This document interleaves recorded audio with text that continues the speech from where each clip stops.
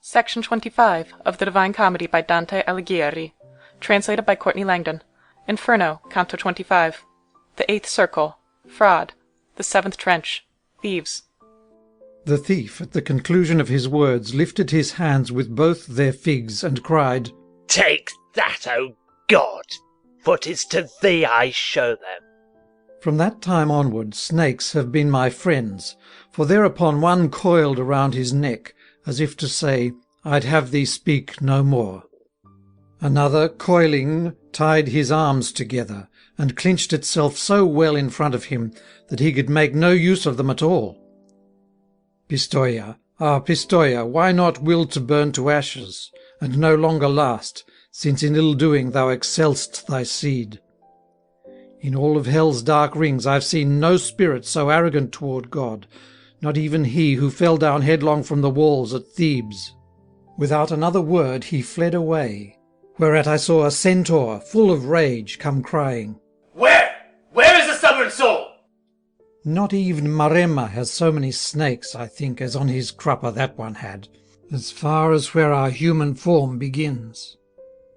Upon his shoulders, right behind his nape, there crouched a dragon with wide-opened wings, and he sets fire to whomsoe'er he meets. My teacher said, He yonder Cacus is, who, 'neath the rocks that form Mount Aventine, oft made a lake of blood. He travels not along the road o'er which his brethren go, because of having fraudulently robbed the famous herd which he as neighbour had. This ended his sly deeds beneath the club of Hercules, who may perhaps have dealt him 100 blows, whereof he felt but 10.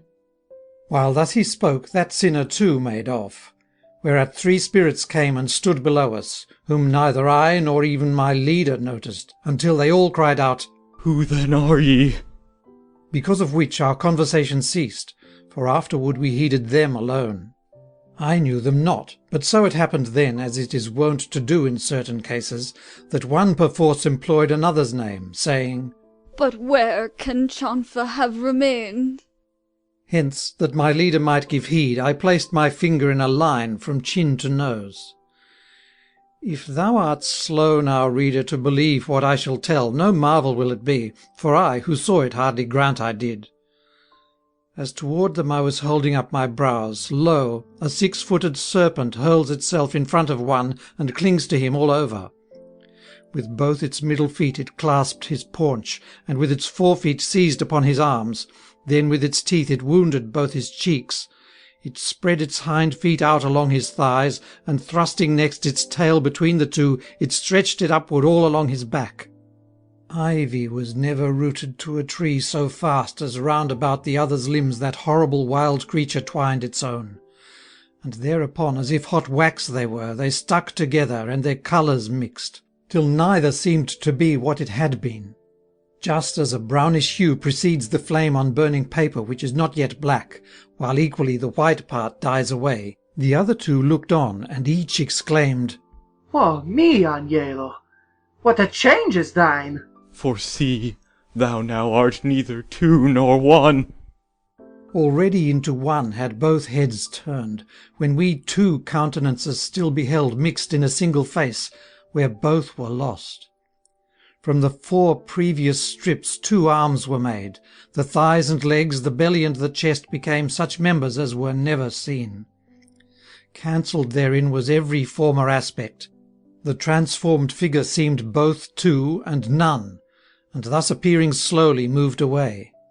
As like a lightning flash a lizard looks, if, changing hedges 'neath the dog-day's scourge, across a road it passes, even such a little fiery serpent seemed to me, as toward the bellies of the other 2 it came, livid and black as peppercorn. And in that part through which our nourishment is first received, it transfixed one of them, and then fell down, stretched out in front of him. The pierced man gazed at it, but nothing said. Nay, firmly on his feet he stood, and yawned as if attacked by fever or by sleep. He at the serpent looked, and it at him. One through his wound, the other through its mouth smoked hard, and each smoke with the other mingled.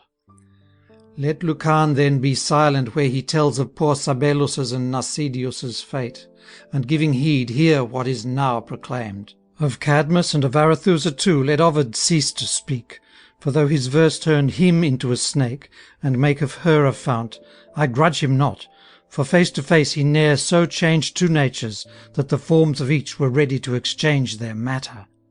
They blended each with each in such a way, that while the serpent forkwise clove its tail, the wounded man together drew his feet. The legs, and with them in the very thighs, so stuck together, that in little time their juncture left no mark that could be seen. The cloven tail was taking on the shape which there was being lost.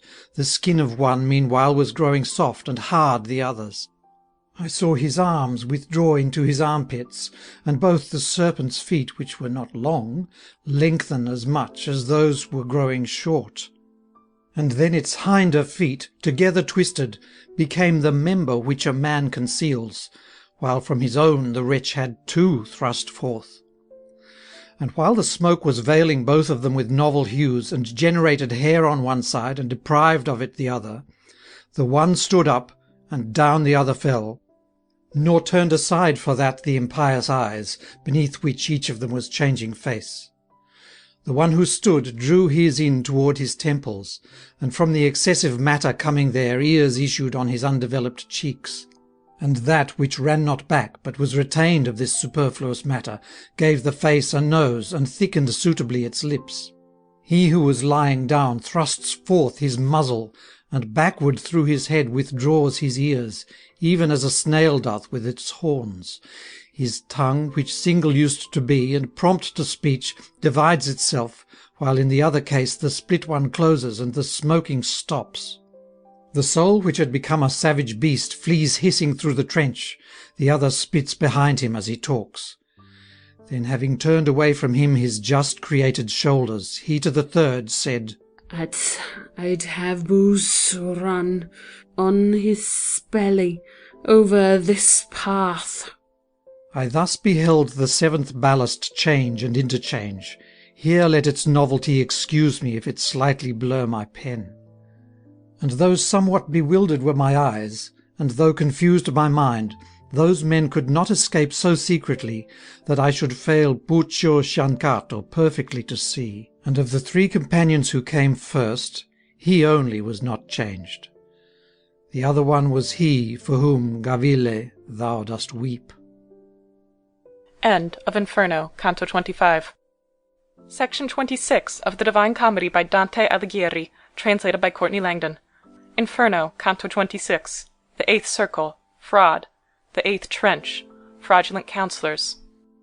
Rejoice, O Florence, since thou art so great that thou dost beat thy wings o'er sea and land, while even through hell thy name is spread abroad. Among the thieves 5 such as these I found, thy citizens, whence shame accrues to me, nor to great honour risest thou thereby. But if the truth be dreamed at dawn's approach, thou'lt feel a little while from now what Prato, of others not to speak, is craving for thee. And were it now, it would not be too soon. So were it, then, since thus it needs must be, for it will grieve me more the more I age. We went away, and up the flight of stairs the bournes had formed for our descent before, my teacher climbed again, and drew me with him.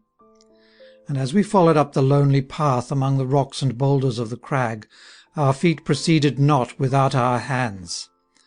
I sorrowed then, and now again I sorrow, when I direct my mind to what I saw, and curb my genius more than I am wont, lest it should run when virtue guides it not. That if a kindly star, or aught that's better, have blessed me, I myself may not regret it. As many glow-worms as the countryman, who on the hillside takes his rest when he who lights the world least hides his face from us, while to the gnat the fly is giving way, sees down along the valley where perchance he gathers in his grapes or ploughs his field. With just as many flames the whole 8th trench was gleaming bright, as I perceived at once, when I was where its bottom came in view. As he who by the bears avenged himself beheld Elijah's chariot when it left, and when to heaven its horses rose erect, since he could not so trace it with his eyes as to see more than just the flame alone, when like a little cloud it rose on high. Of such a nature were the flames that moved along the gully of the ditch, for none displays its theft, though each a sinner hides. Risen up to look, I so stood on the bridge that without being pushed I would have fallen, had I not grasped a great projecting rock. My leader, who perceived me thus intent, then said, The spirits are within the fires, and each is swayed by that wherewith he burns. My teacher, I replied, I am more assured through hearing thee, but deemed it so already, and wished to ask thee, who is in the flame which comes along so cloven at the top, that from the pyre it seems to rise, whereon Eteocles was with his brother placed? He answered me, Therein are both Ulysses and Diomed tormented, who in pain thus go together, as they did in wrath. And in that flame of theirs they now bewail the ambush of the horse which made the gate, from which the Romans' noble seed went forth. There they lament the trick, because of which Deidamia, dead, still mourns Achilles. There the Palladium's penalty is paid. If they can speak within those sparks, said I pray thee, teacher, much, and pray again that mine be worth to thee 1,000 prayers. Refuse not my request to linger here until the horned flame come this way. Thou seest that toward it I am inclined by great desire. And he replied to me, Thy prayer deserves much praise, and therefore I accede to it. But see thou that thy tongue restrain itself. Leave speech to me, who have a clear idea of what thou wouldst, for they, since Greeks they were, might be perchance disdainful of thy words. After the flame had come so near to us that time and place seemed fitting to my leader, 'twas in this fashion that I heard him speak. O ye that in a single flame are two, if I deserved of you when still alive, if I deserved of you or much or little, when in the world I wrote the lofty verses, depart not, but let one of you inform us whither, when lost, he went away to die. The greater horn then of the ancient flame began to quiver with a murmuring sound, as would a flame made weary by the wind, and then, while swaying here and there its tip, as if the latter were the tongue that spoke, gave forth a voice, and said, When I departed from Circe, who concealed me near Gaeta more than a year, before Aeneas so had named the place, nor fondness for my son, nor pious reverence for my aged father, nor even the bounden love which should have cheered Penelope, could overcome within me the eagerness I had to gain experience both of the world and of the vice and worth of men. But forth I put upon the deep and open sea with but a single ship, and with that little company by whom I had not been deserted. Both its shores I then beheld, as far away as Spain, Morocco, and the island of the Sards, and all the rest that sea bathes round about. Both old and slow were I and my companions, when we attained that narrow passage-way where Hercules set up those signs of his which warned men not to sail beyond their bounds. Seville I left behind me on the right hand, Chaeta I'd left already on the other. And then I said, O brothers, ye who now have through 100,000 perils reached the west, to this so short a waking time still left your senses, will not to refuse the experience of that world behind the sun which knows not man. Bethink you of the seed which ye have sprung, for ye were not created to live the life of stupid animals, but manliness and knowledge to pursue. So eager for the voyage did I make my fellows by this little speech of mine, that, after it, I hardly could have checked them. Hence to the morning having turned our stern, we with our oars made wings for our mad flight, e'er veering toward the left as on we sped. Night was already seeing all the stars of the other pole, and our pole so low down that from the ocean's floor it never rose. 5 times rekindled, and as often quenched, had been the light beneath the moon, since first we entered on the passage of the deep, when lo, a mountain loomed before us, dim by reason of the distance, and so high it seemed to me that I had seen none such, and we rejoiced rejoiced, but soon our happiness was turned to grief. For from the new-found land a whirlwind rose and smote our vessel's prow. 3 times it made her whirl with all the waters, then at the 4th it made her stern go up and prow go down, even as another pleased, till over us the ocean's waves had closed. End of Inferno, Canto 26. Section 27 of the Divine Comedy by Dante Alighieri, translated by Courtney Langdon. Inferno, Canto 27. The 8th Circle, Fraud. The 8th Trench, Fraudulent Counselors. The flame, because of having ceased to speak, was quiet and erect, and now away from us was going with the gentle poet's leave. When lo, another, which behind it came, caused us to turn our eyes up toward its tip, by reason of a vague sound issuing thence. As the Sicilian bull, which bellowed first with the lament of him, and that was right, who with his file had given form to it, was wont to bellow with the voice of him who suffered in it, so that though of brass it seemed the one by whom the pain was pierced. Even so, since from the body of the flame they had nor path nor mouth, the painful words were changed at first into the latter's tongue. But when these words had travelled to the tip, and given it that vibration which the tongue, when uttered, gave to them, we heard it say, O thou, to whom I now address my voice, and who just now didst talk in Lombard, saying, Now go thy way, for thee I urge no more, though I, perhaps, have somewhat late arrived, be not displeased to stop and speak with me. Thou seest that I am not, although I burn.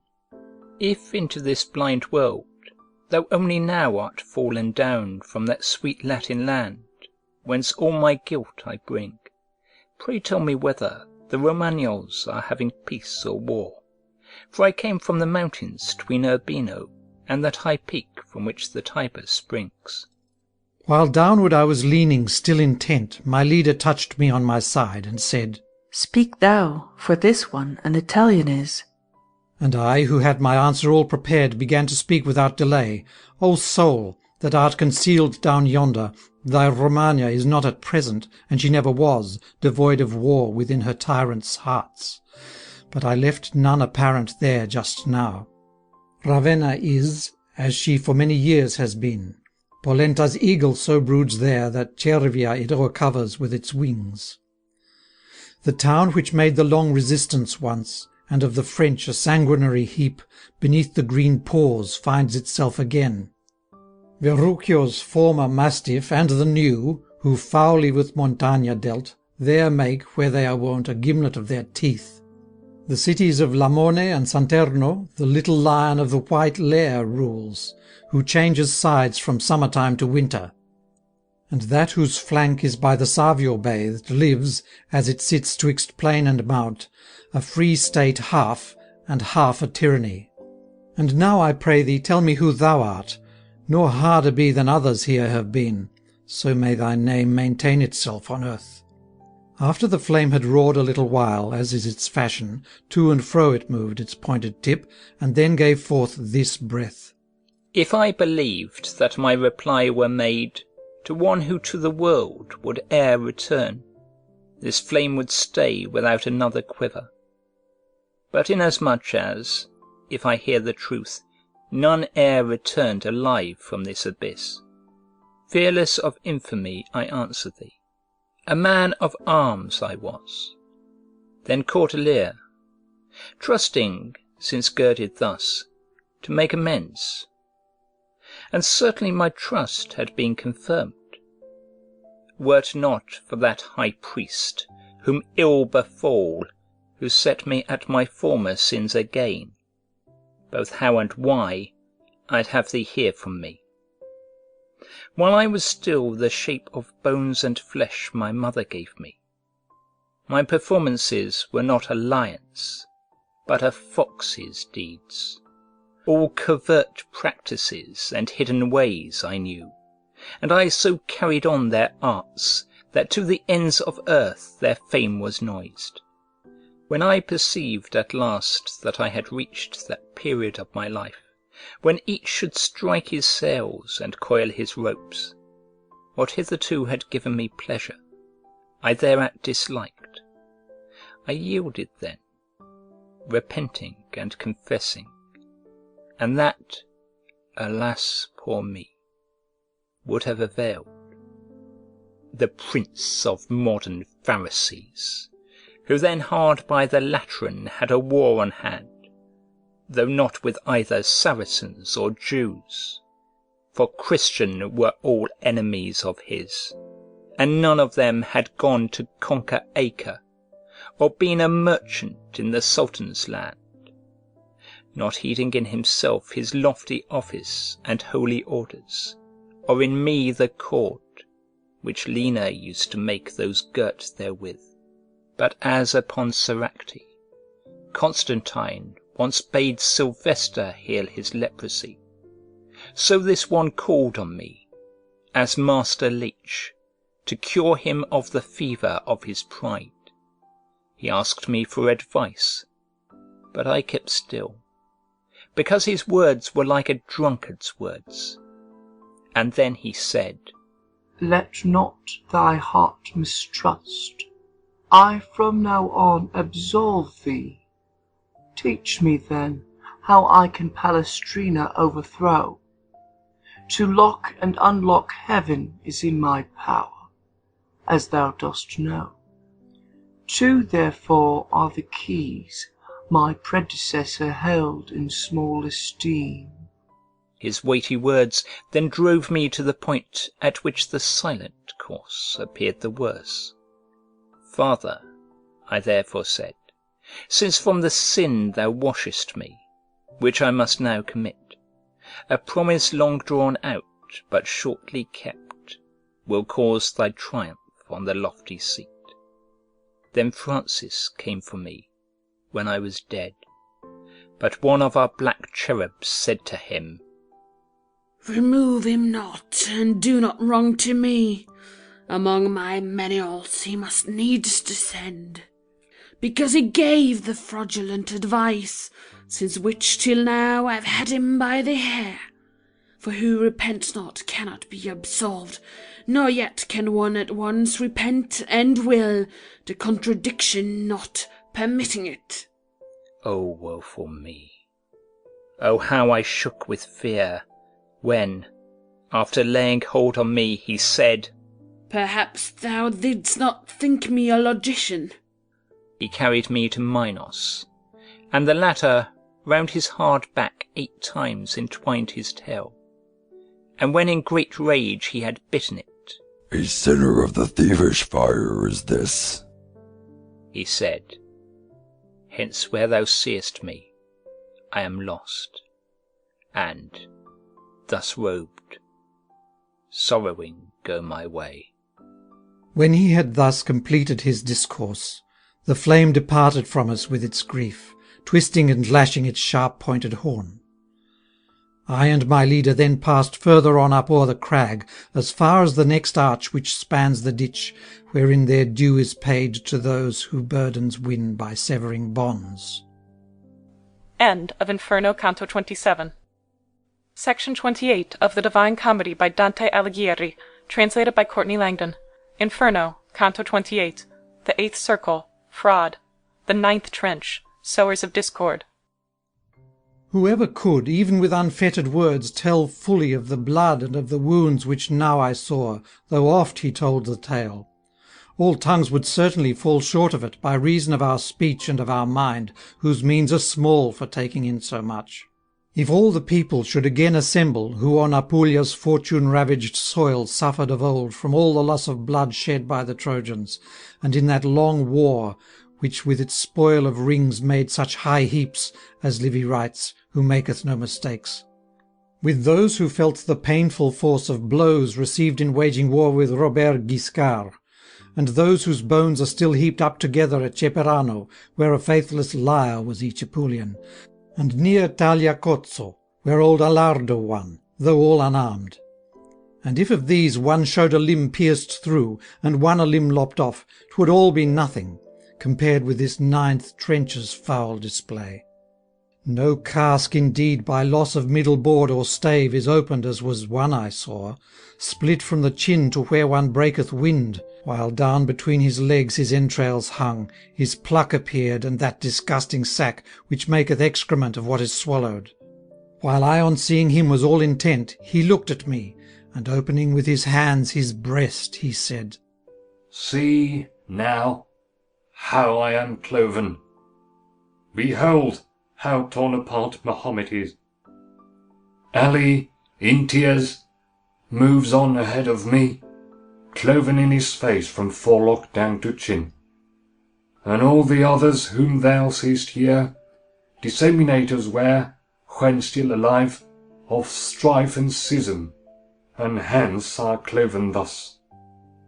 There is a devil here behind, who thus fiercely adorns, and to the sword's edge puts each member of this company anew, when we have gone around the woeful road, because ere one return in front of him, the wounds thus made have all been closed again. But who art thou, that musest on the crag, perhaps to put off going to the torture, adjudged thine accusation of thyself? Death hath not reached him yet, replied my teacher. Nor to a torment is he led by guilt, but that complete experience may be given him. I, who am dead, must needs conduct him here from circle unto circle down through hell, and this is true, as that I speak to thee. On hearing him, more were there than 100 who stopped there in the ditch to look at me, and who through their surprise forgot their pain. To fragile Gino, do thou therefore say, thou that perhaps wilt shortly see the sun, if soon he would not hither follow me, to arm him so with food, lest stress of snow should give the Novarese a victory, which else would not be easily obtained. When one foot he had raised to go away, Mahomet said these words to me, which done, upon the ground he stretched it to depart.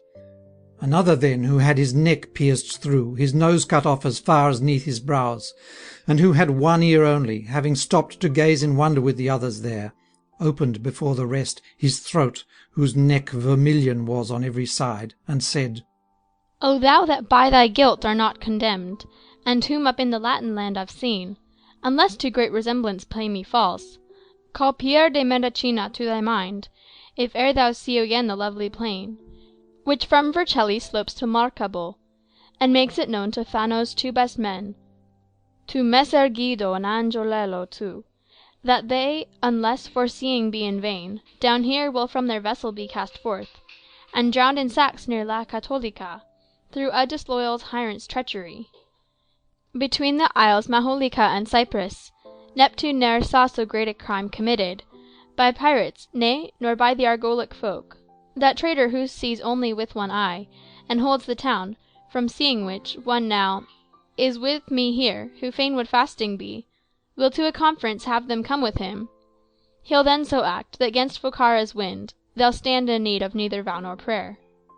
And I to him, Point out and show to me, if news of thee thou'dst have me bear above, which is the one who had the bitter sight. Thereat he laid his hand upon the jaw of one of his companions, oped his mouth, and cried, This is the one, for he speaks not. When exiled he removed all doubt in Caesar, by saying that a man, when once prepared, ne'er brooked delay but to his detriment. Oh, how dismayed that Curio seemed to me, who from his throat now had his tongue cut out, yet once had been so daring in his speech. Then one, from whom both hands had been lopped off, raising his maimed arms through the glooming air, so that his blood befouled his face, cried out, Mosca wilt thou remember too, who said, Alas, what's done is done, a speech which proved the seed of evil for the Tuscan race. And death, I thereto added, to thy tribe. Then he, as woe on woe he heaped, went off as one would whom his grief had made insane. But I remained to look upon the throng, and such a thing I saw as I should be afraid to tell of without further proof.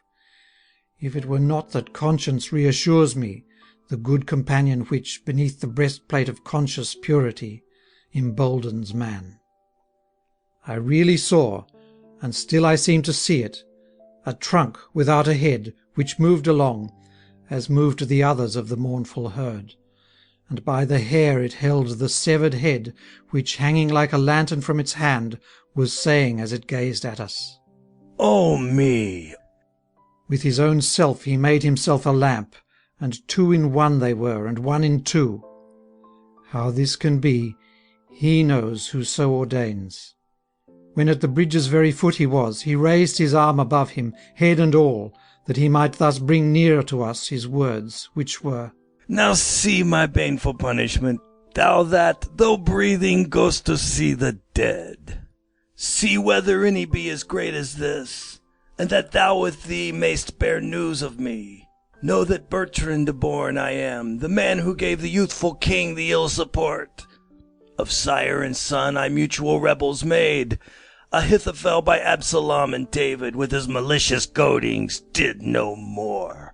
Because I severed those who thus were joined, I bear my brain around with me, alas, severed from its foundation in this trunk. Retaliation thus is seen in me." End of Inferno, Canto 28. Section 29 of the Divine Comedy by Dante Alighieri, translated by Courtney Langdon. Inferno, Canto 29. The 8th Circle, Fraud. The 10th Trench, Falsifiers of Metals. The many people and unheard-of wounds had caused my eyes to be so drunk with tears that fain they were to linger there and weep. But Virgil said, "At what art gazing still? Why is it that thine eyes still rest down there among the wretched mutilated shades? Thou didst not thus when in the other trenches. Consider then, if thou propose to count them, that this trench circles 22 miles, and that the moon is now beneath our feet. Short is the time allowed us still, and more there is to see than what thou seest here." "If thou hadst heeded," I thereat replied, "the reason for my gazing there, thou wouldst perhaps have granted me a longer stay." Meantime my leader on his way was going, and I behind him moving, as I made my answer, adding, "In that hollow place whereon I kept mine eyes so steadily, I think a spirit sprung from mine own blood bewails the fault so dearly paid for there." Thereat my teacher said, "Let not thy thoughts hereafter break on him. Heed other things, and there let him remain. For at the foot of that small bridge I saw him point thee out, and with his finger fiercely threaten thee. Geri del Bello I then heard him called. So wholly wast thou then intent on him who formerly possessed Hautefort, that thou, till he departed, didst not look beyond." "Leader," said I, "his death by violence, which is not yet avenged for him by any who shared the shame, made him indignant. That, as I believe, was why he went away without addressing me. He thus has caused me to pity him the more." We thus conversed till we had reached the first place on the crag, whence, had there been more light, the next ravine had to its very bottom been revealed. When we o'er Malebolge's final cloister were situated so that its lay brethren could be perceived by us, uncouth laments, which had their arrowheads with pity barbed, so pierced me through and through, that with my hands I closed mine ears. Such pain as there would be, if from the hospitals of Valdichiana, Maremma, and Sardinia, from July until September, all diseases came together in one ditch. Such was it here. And out of it there came a stench like that which out of rotting limbs is wont to come.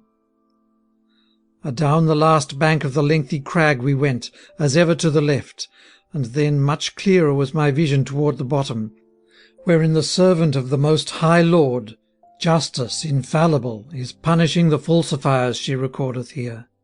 I do not think it were a sadder sight to see the whole race in Aegina sick, when so suffused with poison was the air, that all the animals, down to the little worm, fell dead, and when the ancient race of people, according to what poets hold for truth, out of the seed of ants restored themselves. Than now it was to see the spirits languish down in that gloomy ditch in different heaps. One on his belly lay, and others leaned against each other's shoulders, while another crawled on all fours along the dismal path. Without conversing, step by step we moved, both looking at and listening to the sick, who could not raise their bodies.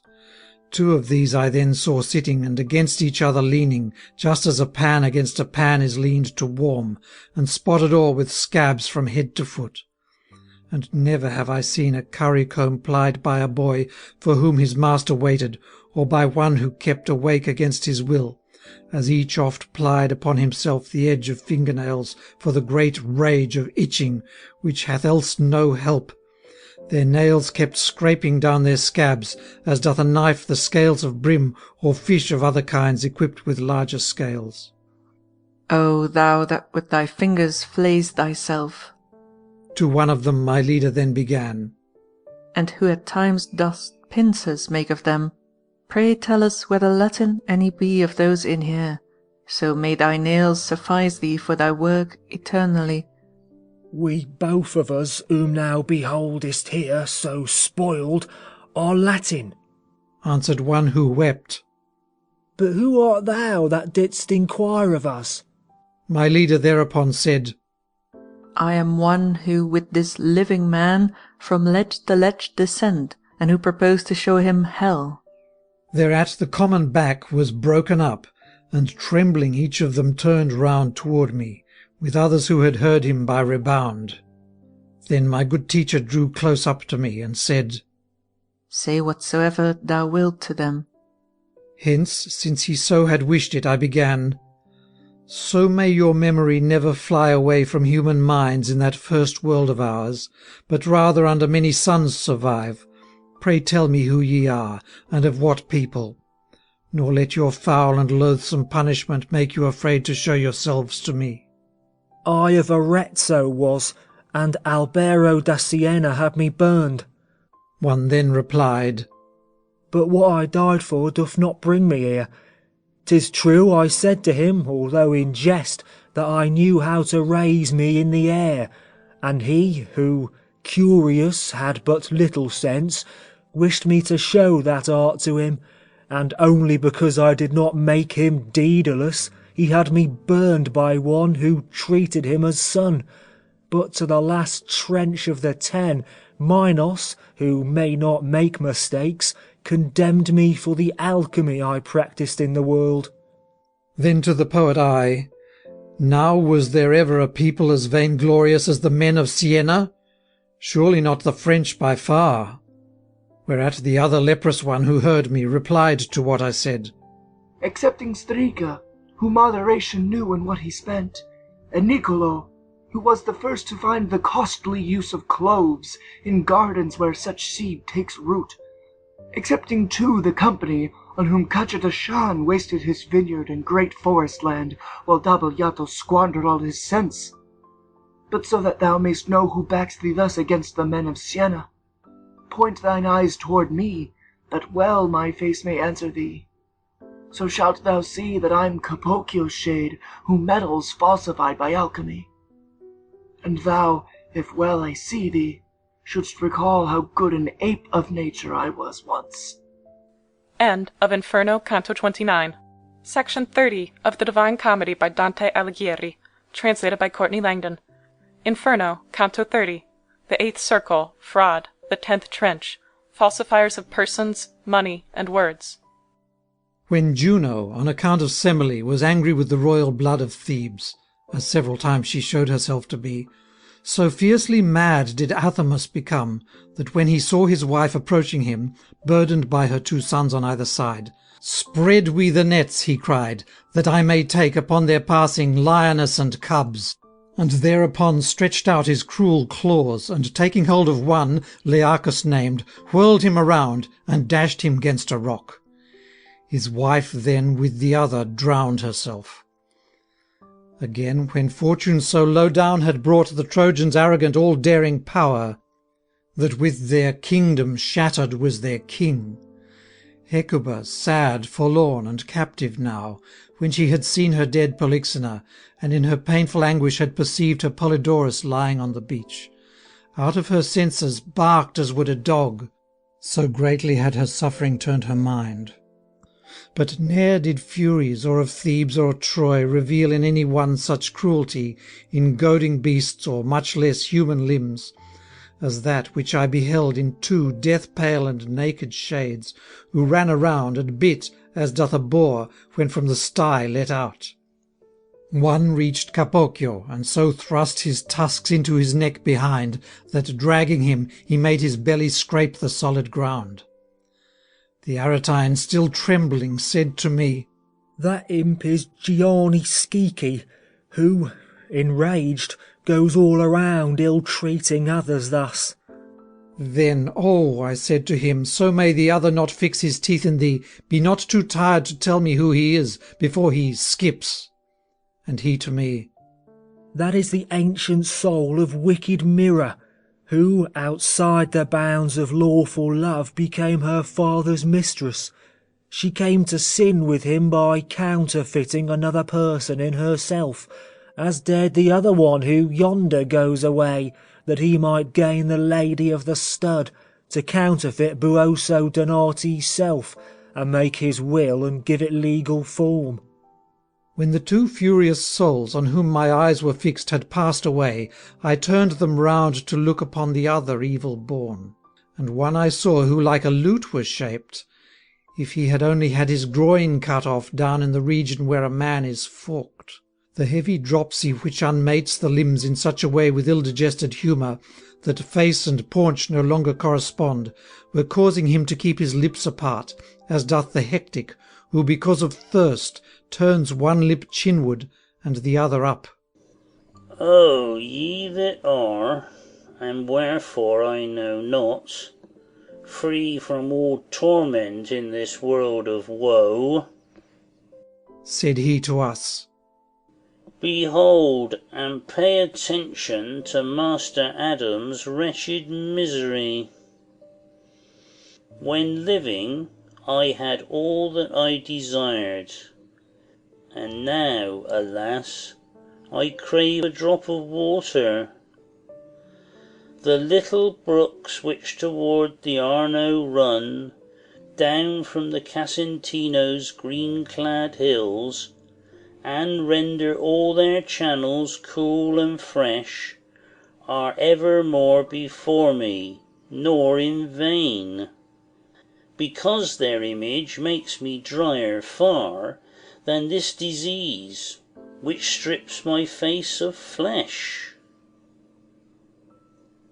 The rigid justice which is scourging me takes from the very place in which I sinned the means to give my sighs a greater flight. There lies Ravenna, where I falsified the coin on which the Baptist form is stamped. For that I left my body burned above. But could I see the woeful soul of Guido, or Alexander, or their brother here, for Fontebranda I'd not give the sight. One is in here already, if the shades who go around here raging tell the truth. But what is that to me, whose limbs are bound? If only I were still so light of foot, that I could in 100 years advance 1 inch, I'd be already on the road, in search of him among the loathsome people. Although this trench goes round 11 miles, and is no less than half a mile across, through them am I in such a family, for they persuaded me to coin the florins, which had at least 3 carats of alloy." Then I to him said, "Who are those 2 wretches who, smoking like wet hands in winter time, are lying there beside thee on thy right?" "I found them here," he answered, "when I reined into this ditch, since when they have not turned, nor will, I think, for all eternity. One is the woman who charged Joseph falsely. The other, Sinon, Troy's deceitful Greek. Their burning fever makes them weak like this. And one of them, who felt aggrieved perhaps at being named so darkly, smote the speaker upon his hard stiff belly with his fist. It made a sound as it had been a drum. Then Master Adam smote him with his arm, which did not seem less hard, upon his face, and said, Though I of motion be deprived, by reason of my limbs which heavy are, I have an arm that's loose for needs like this. Then he replied, When going to the fire thou hadst it not so ready, but just so and more thou hadst it when thou madest coin. He of the dropsy, Here thou sayest true, but thou wast not so true a witness there, where thou wast questioned of the truth at Troy. If I spoke falsely, thou didst falsify the coin. Said Sinon, I'm for one sin here, and thou for more than any other demon. Remember, perjurer, the horse? Replied he of the swollen paunch. And bitter be for thee, that known it is by all the world. I'll be for thee the thirst wherewith thy tongue is cracking. Said the Greek, and that foul water which for thine eyes thus makes thy porch a hedge. Thereat the coiner said, As is its wont, thy mouth in speaking evil gapeth wide. For though I'm thirsty, and humour stuffs me out, thine is the fever and the aching head. And thou'dst not stand in need of many words, bidding thee lick the mirror of Narcissus. On listening to them I was all intent, when, Now be careful there, my teacher said, for I am not far from quarrelling with thee. When I thus heard him speak to me in anger, such was the shame wherewith I turned to him, that through my memory it is circling still. And such is he who dreameth of his harm, and dreaming wishes that he dreamt, and thus, as if it were not, longs for that which is. Such I became, who, impotent to speak, would fain excuse myself, and all the while was doing so, but did not think I was. Less shame would wash away a greater fault than thine hath been. My teacher said to me, Therefore unburden thee of all thy sadness, and count on me as ever at thy side, if it again should chance that fortune find thee where folk in such a wrangle are engaged. For vulgar is the wish to hear such things. End of Inferno, Canto 30. Section 31 of the Divine Comedy by Dante Alighieri, translated by Courtney Langdon. Inferno, Canto 31. The Edge of the Central Well. The Giants. One and the selfsame tongue first wounded me, so that it coloured both my cheeks, and then supplied me with the medicine required. Achilles and his father's lance, I hear, was likewise wont to be the source of, first, a sad, and after of a grateful gift. We turned our backs upon the woeful vale over the bank which girds it round about, and passed across without a single word. Here less than night it was, and less than day, so that my sight advanced not far, but here I heard a horn give forth so loud a sound that it had rendered any thunder faint. This led mine eyes, as counter to its path they followed, wholly to a single place. After the woeful rout, when Charlemagne the holy army of his knights had lost, Roland blew not so terrible a blast. I had not kept my head turned toward it long, when many lofty towers I seemed to see. I therefore, Teacher, say what town is this? Since from the darkness from too far away thou peerest, he replied, it comes about that afterward thou errest in conceiving. If yonder thou attain, thou'lt clearly see how from far away one's senses are deceived. Hence onward urge thyself a little more. Thereat he took my hand with kindly care, and said to me, Ere further on we go, so that the fact may seem less strange to thee, know then that towers they are not, but giants, and all of them are standing in the well around the bank, each from his navel down. As when a fog is thinning off, one's gaze little by little giveth shape to that which, since it packs the air, the mist conceals. Even so, as through the dense dark air I pierced, and nearer drew and nearer to the brink, error in me took flight and fear increased. For, as upon its round enclosing walls Monteregione crowds itself with towers, thus o'er the margin which surrounds the well with one half of their bodies towered up those frightful giants, whom when from the sky he thunders Jupiter is threatening still.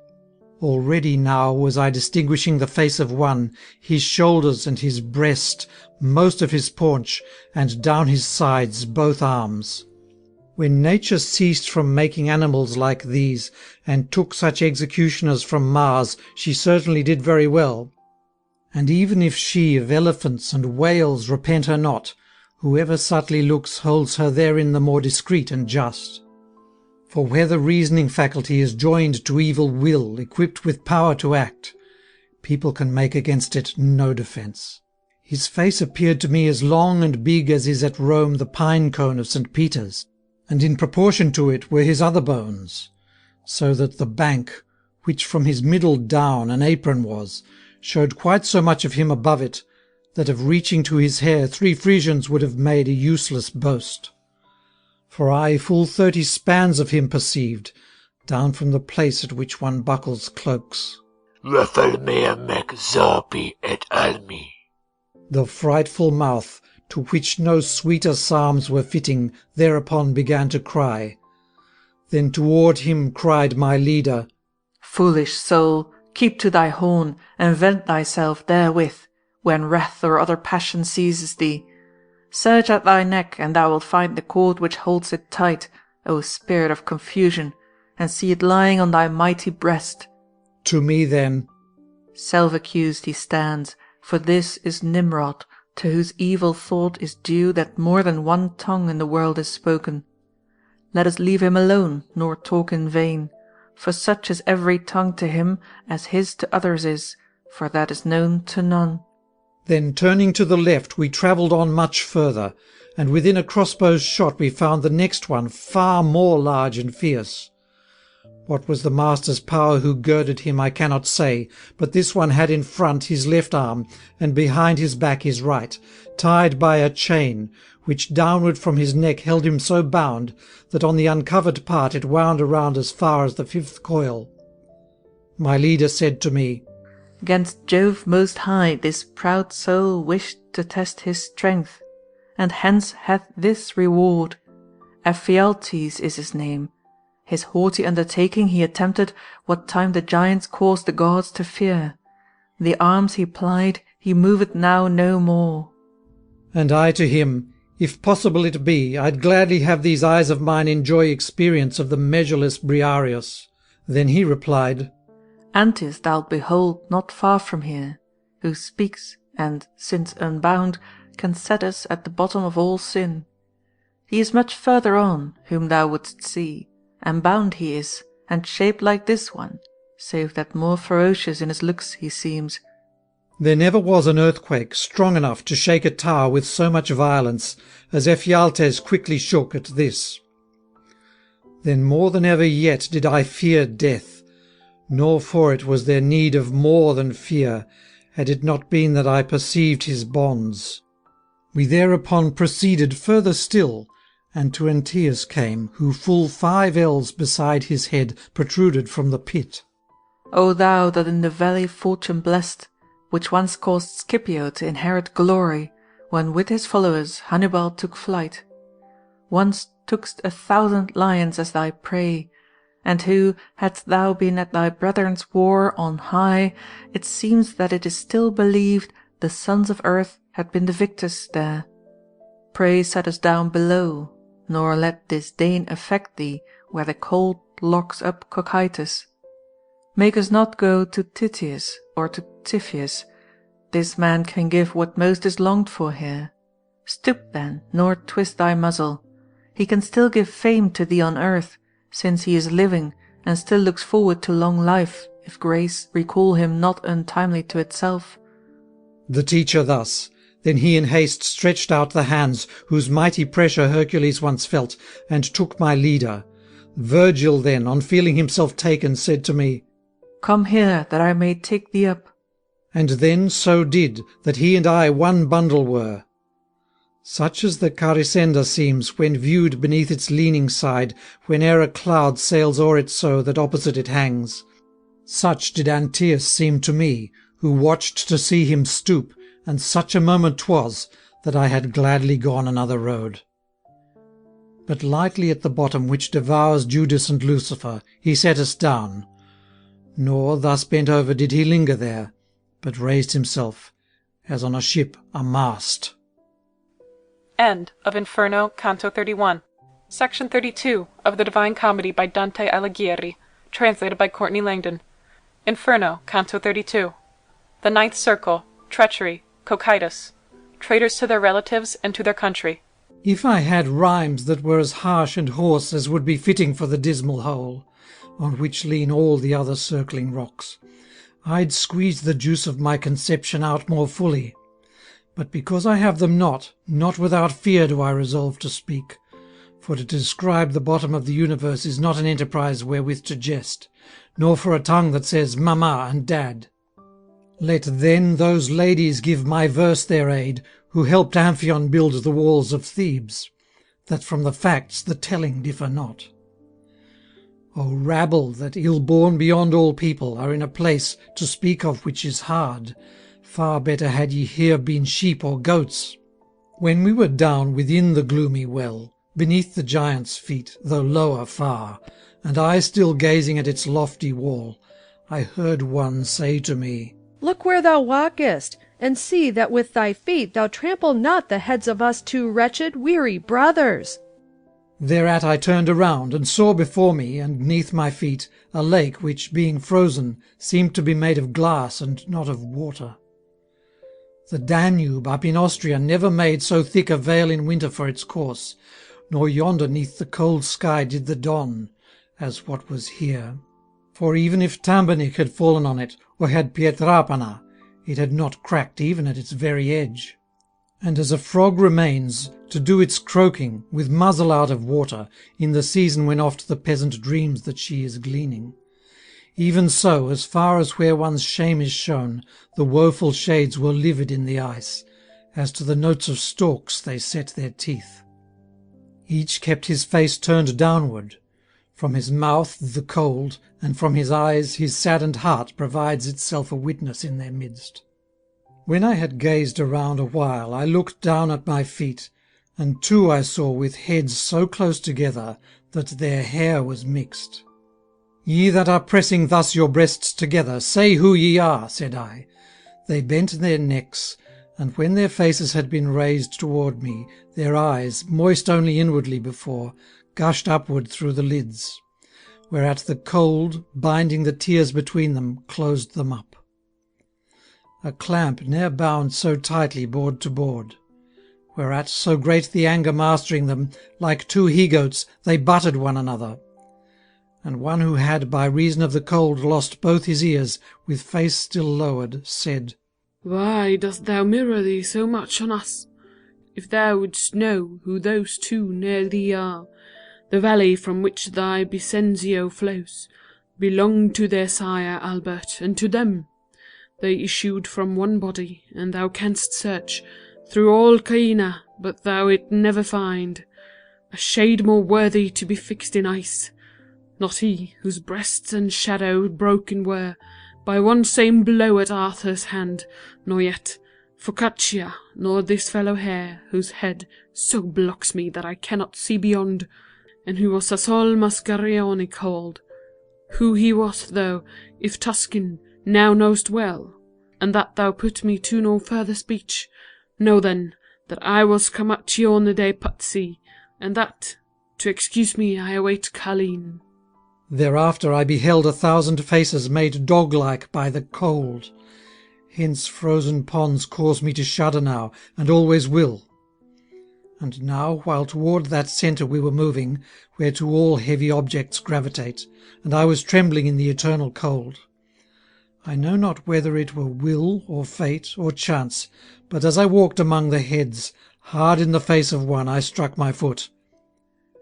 Weeping he scolded, Wherefore dost thou smite me? Unless thou comest to increase the vengeance for Montepelti, why dost thou molest me?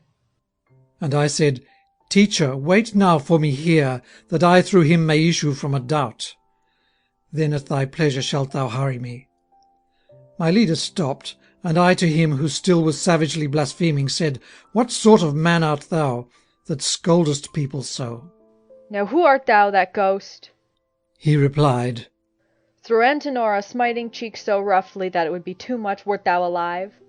I am alive, and it may profit thee, was my reply, for me to place thy name, if fame thou ask, among my other notes. And he, I crave the contrary. Away with thee, and bother me no more. For ill dost thou know how to flatter in this bog. Thereat I seized him by the nape, and said, It needs must be that thou reveal thy name, or that no hair remain upon thee here. Then he to me, Though thou pull out my hair, I'll neither say nor show thee who I am, fall thou upon my head 1,000 times. I had his hair wrapped round my hand already, and more than one shock had I plucked from him, while he was barking, with his eyes turned down. When here another cried, What ails thee, Bowker? Is making noise with jawbones not enough unless thou bark? What devil touches thee? Henceforth, said I would not have thee speak, perfidious traitor, for true news of thee I'll carry with me to thy lasting shame. But be gone and tell where'er thou wilt. He answered, But be not silent if thou issue hence, of him who had now just his tongue so ready. He here bewails the money of the French. Him of Duera thou canst say, I saw where cold the days are for the sinful folk. And if thou shouldst be asked who else was there, thou hast beside thee him of Beccaria, who had his gorget cut in two by Florence, Gianni de Soldanier is further on, I think, with Ganellan and Tebaldello, who while its people slept unlocked Faenza. From him we had departed now, when two I saw, so frozen in a single hole, that one man's head served as the other's cap. And as because of hunger bread is eaten, even so the upper on the other set his teeth, where to the nape the brain is joined. Nor otherwise did Tydeus gnaw the temples of Menalippus out of spite, than this one was gnawing at the skull and other parts. O thou that showest by a sign so beastly hatred toward him thou eatest, tell me why, said I to him, on this express condition, that shouldst thou rightfully of him complain, I, knowing who ye are, and that one's sin, may quit thee for it in the world above, if that wherewith I speak be not dried up. End of Inferno, Canto 32. Section 33 of the Divine Comedy by Dante Alighieri, translated by Courtney Langdon. Inferno, Canto 33. The Ninth Circle, Treachery, Cocytus, Traitors to their country and to their guests. From his grim meal that sinner raised his mouth, and wiped it on the hair of that same head which he had spoiled behind. He then began, Thou wouldst that I renew a hopeless grief, the thought of which already breaks my heart before I speak of it. But if my words are likely to be seeds, and bear the fruit of infamy upon the traitor whom I gnaw, speaking and weeping shalt thou see together. I know not who thou art, nor by what means thou art come down here, but when I hear thee speak, thou truly seemst to me a Florentine. Know then that I Count Ugolino was, and this man here Ruggieri, the Archbishop. And now I'll tell thee why I'm thus his neighbour. That, as the outcome of his evil thoughts, I, trusting him, was seized, and afterwards was put to death, there is no need to say. But that which thou canst not have heard, that is, how cruel was my death, thou now shalt hear, and whether he have wronged me thou shalt know.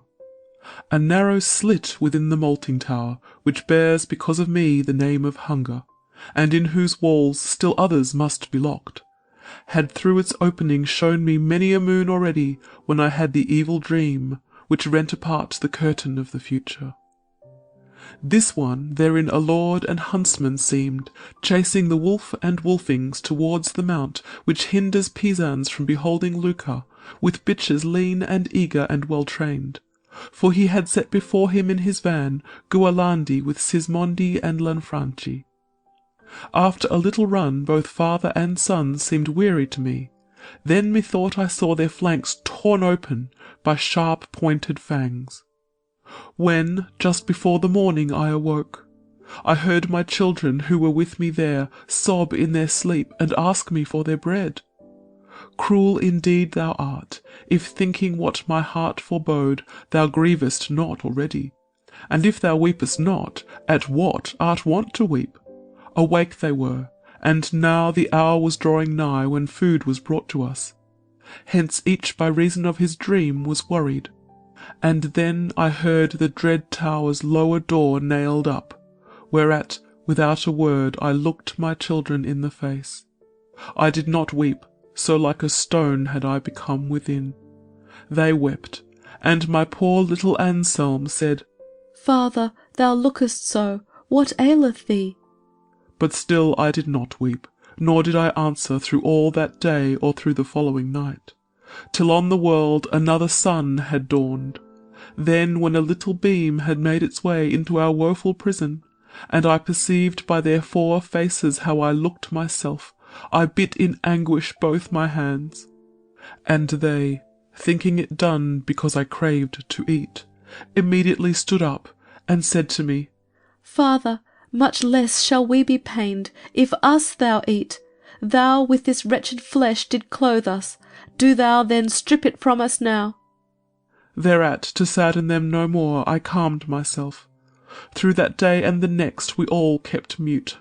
Ah, why, hard earth, didst thou not open up? Then Gaddo, when the 4th day we had reached, stretched himself out at length before my feet, and said, My father, why dost thou not help me? And there he died. And even as thou seest me, between the 5th day and the 6th, I saw the 3 fall one by one. And, blind already, I gave myself to groping over each, and 2 days called them after they were dead. Then fasting proved more powerful than pain. When he had spoken thus, with eyes awry, he seized again the wretched skull, with teeth which for the bone were strong as are a dog's. Ah, Pisa, foul reproach of those that dwell in that fair country where the sea is heard.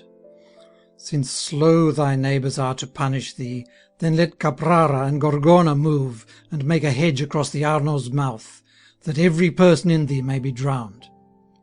For though Count Ugolino had the name of traitor to thee in thy castle towns, thou shouldst not thus have crucified his sons. Their youthful age had made, thou modern Thebes, Brigata and Uguccione innocent, and the other 2 my canto names above.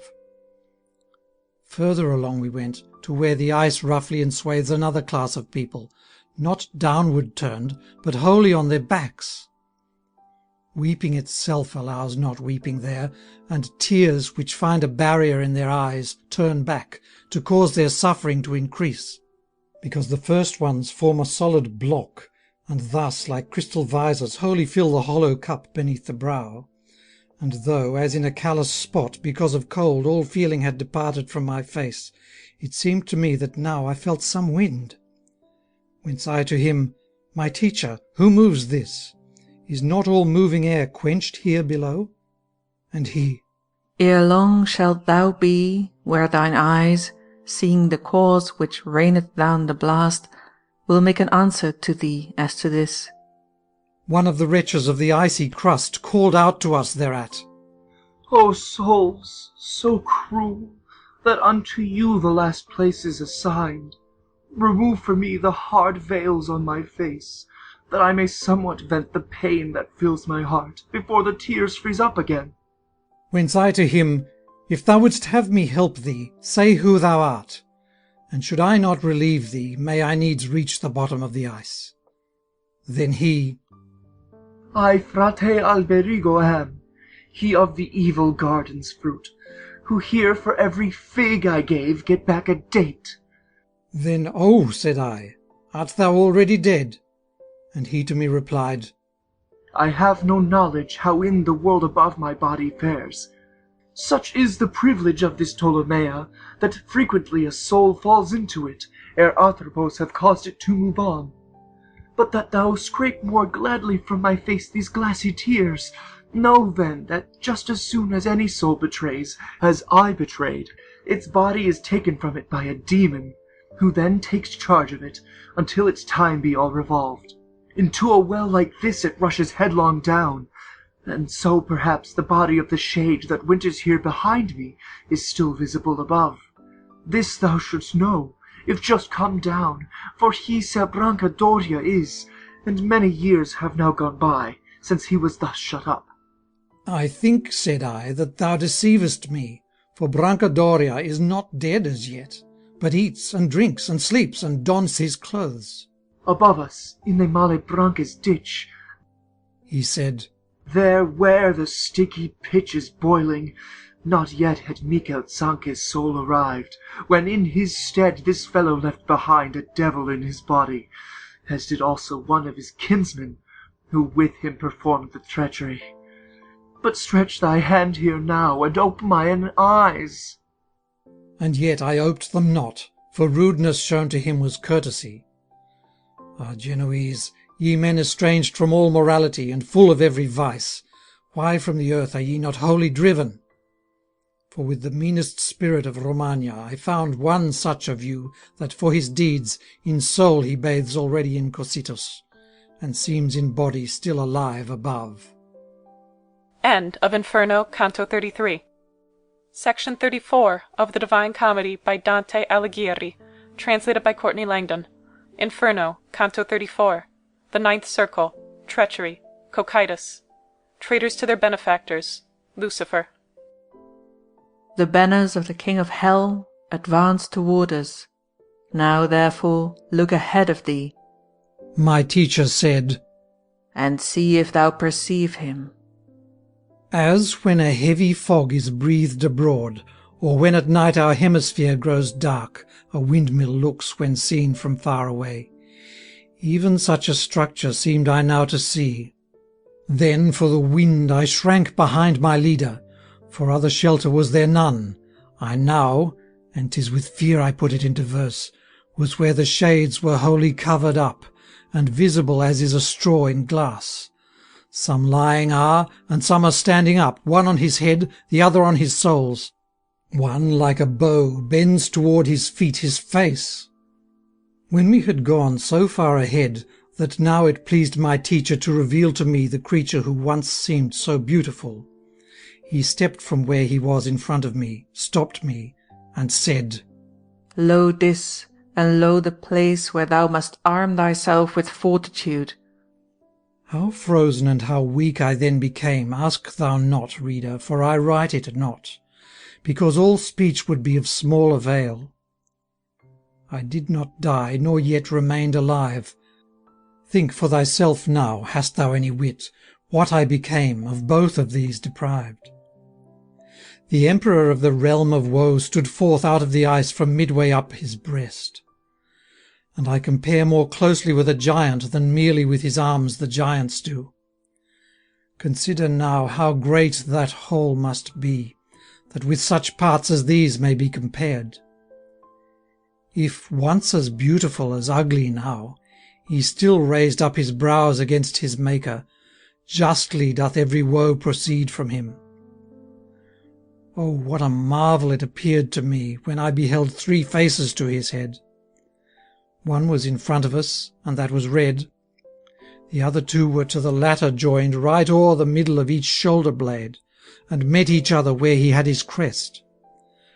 That on the right twixt white and yellow seemed. The left one such to look at as are those who come from there where valeward flows the Nile.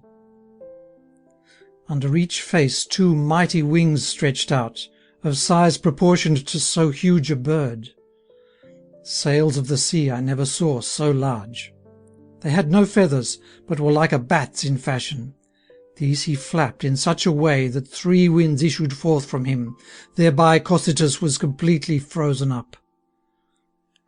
With 6 eyes he was weeping, and his tears and bloody slaver trickled o'er 3 chins. In each mouth, as a heckle would have done, a sinner he was crushing with his teeth, and thus was causing pain to 3 of them. To him who was in front of us the biting was nothing to the clawing, for at times his back remained completely stripped of skin. That soul up there, which hath the greatest pain, Judas Iscariot is, my teacher said, who hath his head within and plies his legs without. Of the other 2, whose heads are down, Brutus is he who from the black snout hangs. See how he writhes, and utters not a word. Cassius the other is, who so big-limbed appears. But night is coming up again, and now 'tis time to leave, for we've seen all. Then, as it pleased him, I embraced his neck, and he availed himself of time and place, and when the wings were opened wide enough, he firmly grasped the shaggy flanks, and then from tuft to tuft he afterward descended between the matted hair and frozen crusts. When we were come to where the thigh turns round, just at the thick part of the hips, my leader with tiring effort and with stress of breath turned his head round to where his legs had been, and seized the hair as one would who ascends. Hence I thought we were going back to hell. Hold fast to me, for by such stairs as these, panting like one worn out, my teacher said, must such great wickedness be left behind. Then through an opening in the rock he issued, and after seating me upon its edge, over toward me advanced his cautious step. Raising mine eyes, I thought that I should still see Lucifer the same as when I left him.